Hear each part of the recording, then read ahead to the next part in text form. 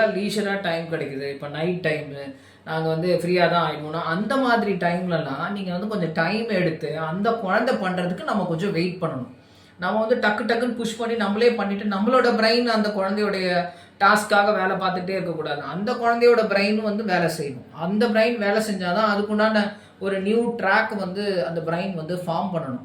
So அதுக்கு form பண்ண நம்ம ஆப்பர்ச்சுனிட்டி கொடுக்கணும் இல்லையா? அந்த பிரெயினுக்கு ஆப்பர்ச்சுனிட்டி கொடுத்தா தான் அது வந்து தப்பாக பண்ணி திரும்ப கரெக்டாக பண்ணி okay this is the right way அப்படி சொல்லிட்டு ஒரு லேர்னிங் வந்து அதுக்கப்புறம் அந்த குழந்தை வந்து okay this is the way I have to do இட்னு சொல்லிட்டு ரொட்டீனில் வந்து கன்வெர்ட் ஆகும். ஸோ அப்படி கன்வெர்ட் ஆகிறதுக்கு வந்து பேரண்ட் வகையில் வந்து ஆப்பர்ச்சுனிட்டிங்கிற விஷயம் வந்து ஃபஸ்ட்டு வந்து நீங்கள் ஃபெசிலிட்டேட் பண்ணால் மட்டும்தான் அந்த குழந்தை வந்து அந்த ஐ கான்டாக்ட்குள்ளேயே வருவாங்க. அப்படி நீங்கள் அந்த டே டு டேஸ் பண்ணிகிட்டே இருக்கும்போதே அவங்களோட திங்ஸ் ரெகக்னைஸ் பண்ணிகிட்டே இருக்கும்போது நீங்கள் சில கேம்ஸ் எல்லாம் விளையாடலாம். ஸோ அதில் ஒரு கேம் தான் இப்போ நான் சொன்ன இந்த ஸ்டிக்கர்ஸ் வந்து எடுக்கிறது.